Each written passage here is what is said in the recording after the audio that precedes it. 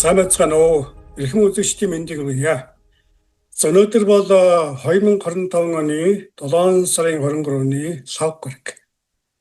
Өнөөдрийн товч мэдээгээр Америкийн цаашдын бус визийн хураамж огцом нэмэгдэж байгаа тухай мэдээг товчилж хүргье. За мэдээний эхэнд товч оршил хэлэхэд энэхүү Visa Integrity Fee гэж нэрийдэж байгаа шинэ хураамжийг бол сая өнгөрсөн сард батлагдсан Трампын One Big Beautiful хуулиар дотоод хэргийн яамд зөвшөөрсөн юм байна.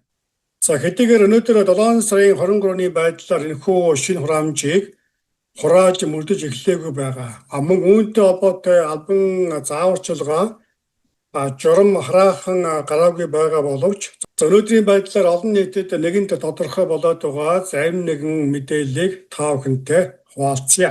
За нэгдүгээрт юуны өмнө энэхүү хураамжийг бол удахгүй Америкийн визэн гарсан хүмүүсээс хурааж эхлэнэ гэдэг нь дээрх хуулийн заалтаас нэгэнд тодорхой боллоо.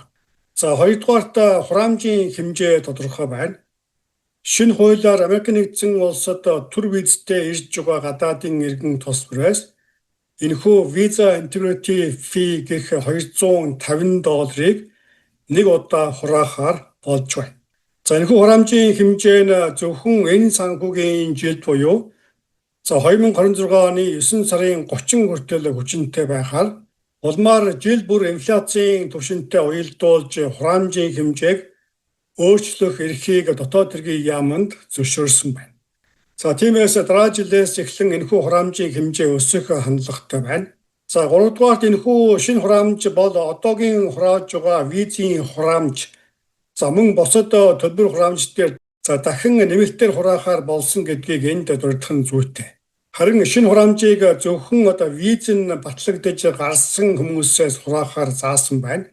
За үүнийг аяллаа болон оюутны визээр жишээ татаж ярихад тухайлбал $185 төлж визийн өргөдөл гаргасан хүний виз нь гарч батлагдсан нөхцөлд сая энэхүү $250-ыг төлж виза авах юм байна.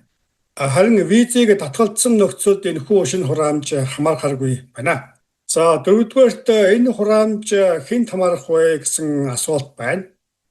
Хуулинд заахтаа Америк нэгдсэн улстай харилцсан визгүй зочдог улс орнууд болон Канада улсын иргэдээс бусад бүх улс орноос ирж байгаа төр буюу цаашлалын бус визтэй гадаадын иргэдэд хамаарахаар заасан байна. За тиймээс үүнд яг харахгүй манай Монгол улс багтаж хамаарахаар байна. За тавдугаарт энэхүү шинэ хураамжийг хэзээ хурааж эхлэх вэ гэсэн асуулт зөнхөлж байгаа.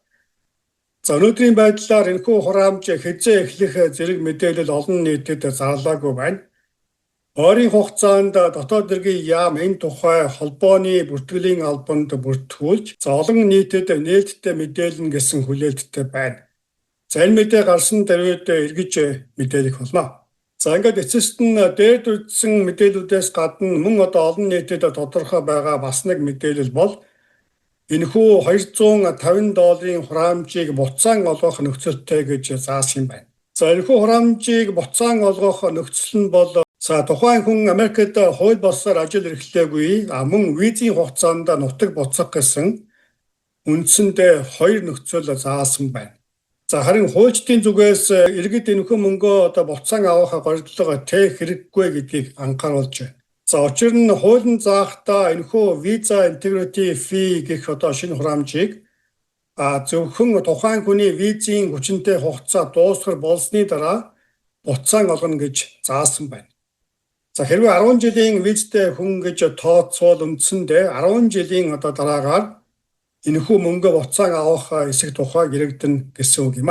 За мөн нөгөөтэйгүр холбооны улсын энэхүү том тогоонд орсон мөнгийг гадаад орны иргэдэд буцаан олгоход багагүй хугацаа шаардсан мөн өндөр өртөгтэй ажил гэж таамаглаж байна. За гэвч мэдээж хураамж буцаан олгох талаар албан заавар мэдээ гарсны дараагаар энэ талаар олон нийтэд илүү тодорхой болох байхаа гэж бодож байна. За ийхүү Америк нэгдсэн улсын төр визийн хураамж $250-оор нэмэгдэж байгаа тухай өнөөдөр 7 сарын 23-ны байдлаар олон нийтэд ил тодорхой байгаа мэдээллүүдийг ийхүү товчилж хүргэлээ. За дээр өгүүлсэнчлэн холбооны бүртгэлийн албанд энэ тухай нэрвчилсэн бүртгэл мэдээ орсон дээрвэд буцаж мэдээлэх болно. За дашин дуртахад энэхүү визийн шинэ хураамж бол дээр дурдсан шинэ хуулинд туссан виз цаашлалтай холбоотой орсон өөрчлөлтүүдийн зөвхөн нэг нь юм а.